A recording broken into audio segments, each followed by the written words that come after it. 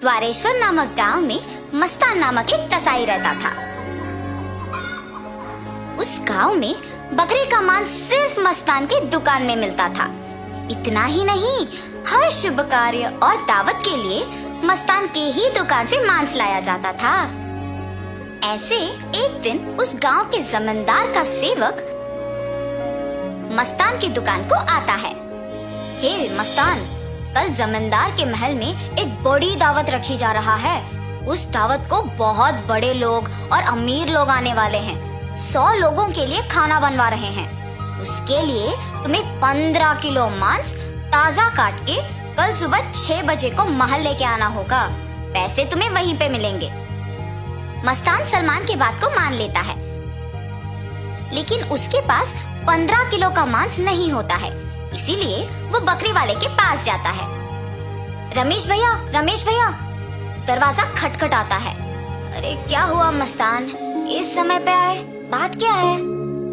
जमींदार के घर में दावत के लिए मुझे 15 किलो मांस की जरूरत है। मैंने वचन दिया कि सुबह 6 बजे उनको मांस पहुंचा दूंगा। समय ना होने के कारण मैं अभी तुमसे बकरी खरीदने आया। हाँ, तो ये है बात। ठीक है, 2000 रुपए दे के बकरी ले जाओ। ये क्या भैया, 1000 ही तो है। अब जमींदार के लिए है तो कम से कम 2000 होगा ही ना। अगर तुम्हें नहीं चाहिए तो रहने दो, मैं आराम से सो जाऊंगा। नहीं भैया, मैंने वचन दिया है, अब पीछे नहीं हट सकता।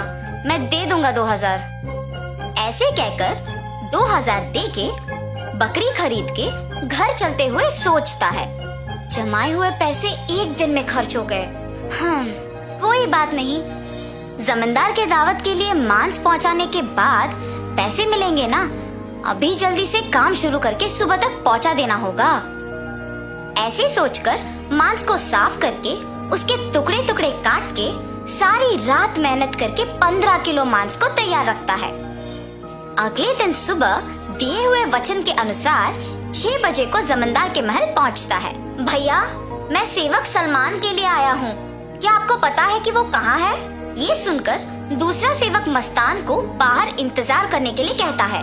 वो मस्तान के हाथ से मांस लेते हुए कहता है कि सलमान को भेजेगा और उसे पैसे मिलेंगे। मस्तान भी उस सेवक का बात मानकर बाहर इंतजार करता है, लेकिन सेवक उसके हाथ में मांस को देख सोचता है, इस 15 किलो मांस से अगर मैं 1 किलो ले लूं तो किसको पता चलेगा? किसी को भी नहीं पता चलेगा। ऐसे उस कवर में से 1 केजी मांस को छुपा के बाकी को देने जाता है। सलमान को देख के कहता है, साहब, मस्तान ने यह आपको देने के लिए कहा है। वो पैसों के इंतजार में बाहर खड़ा है। सलमान सेवक के हाथ से मांस लेके सीधा रसोई घर जाता है, ये जान के कि मस्तान बाहर पैसों का इंतजार कर रहा है। बावर्ची के पास जाकर सलमान कहता है, सारे व्यंजन स्वादिष्ट होनी चाहिए, ध्यान से पकाना। ऐसे कहकर चला जाता है। बावर्ची पकाते हुए, इतने मांस से अगर मैं 2 केजी ले लूं तो किसको शक होगा? किसी को भी नहीं होगा। ऐसे सोचकर मांस को छुपा के बाकी को पकाता है। दावत के व्यंजन की तैयारी के लिए जिम्मेदार किशन व्यंजनों का स्वाद चख के कुछ सेवकों की सहायता से उन सभी में से थोड़ा थोड़ा अपने लिए ले लेता है। आए हुए मेहमान सारे दावत की खाना शुरू करते हैं और जल्द ही आपस में बात करना शुरू कर देते हैं। ये क्या, इतना अमीर और सम्मानित आदमी, अच्छा नाम है इनका, मगर खाने में कमी क्यों? हाँ, अगर खाना कम ही पड़ना है तो ऐसी दावत की तैयारी भला क्यों करें? ऐसे सारे लोग खुसफुसाते हैं। ये सब सुन के जमींदार सहन नहीं कर पाते हैं।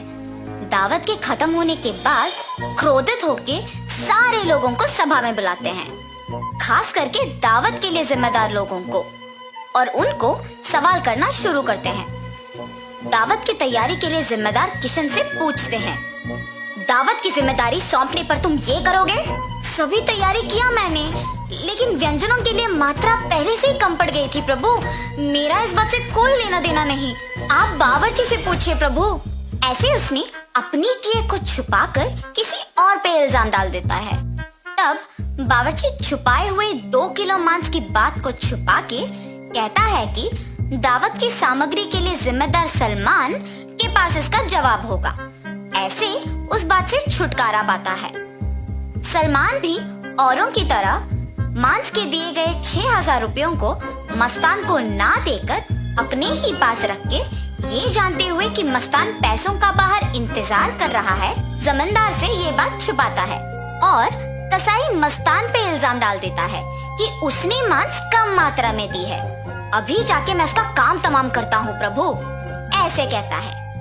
उसी सभा में मौजूद मस्तान उस इल्जाम का सहन नहीं कर पाता है। सभा में से जमींदार के सामने आके कहता है, जमींदार साहब, इस पूरे गांव में मैं अकेले कसाई हूँ।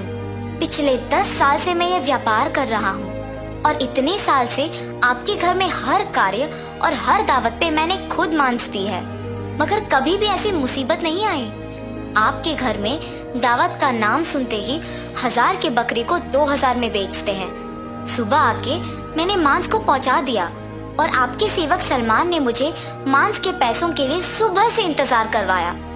सलमान को मांस देने के बहाने से एक और सेवक मेरे हाथ से मांस लिया और मुझे बाहर इंतजार करने के लिए कह दिया और ये भी कहा कि वो सलमान को बुलाएगा। उसके बाद इनमें से कोई भी मेरे पास नहीं आया। कृपया मेरा यकीन कीजिए प्रभु, आप ही की दया से जी रहा हूँ। मस्तान, मुझे तुम्हारे बारे में पता है, तुम फिक्र मत करो। सैनिकों, सलमान के कपड़े खोजो, देखो अगर 6,000 रुपए मिलते हैं। खोजने पर सलमान की जेब में 6,000 रुपए मिलते हैं। ऐसे उन सब में से सलमान पकड़ा जाता है। और इतना ही नहीं, किशन जिन सेवकों की सहायता से सभी व्यंजनों से थोड़ा अपने लिए ले लेता है, उनमें से एक सहायक जमींदार को सच कह देता है। बावर्ची का झूठ बैग में रखे मांस कोई सेवक को मिलने पर बाहर आ जाता है और पहला सेवक जिसने 1 किलो छुपा लिया, उसने डर के मारे अपनी गलती मान ली। तब जमींदार सभी को दंडित करते हैं और मस्तान को उसके पैसे 6,000 दे देते हैं और ये भी कहते हैं कि वो मस्तान के लिए हमेशा रहेंगे। तो इस कहानी का नैतिक क्या है? गलती का सजा मिलेगी ही मिलेगी, इसीलिए ईमानदारी से जीना ही अच्छा है।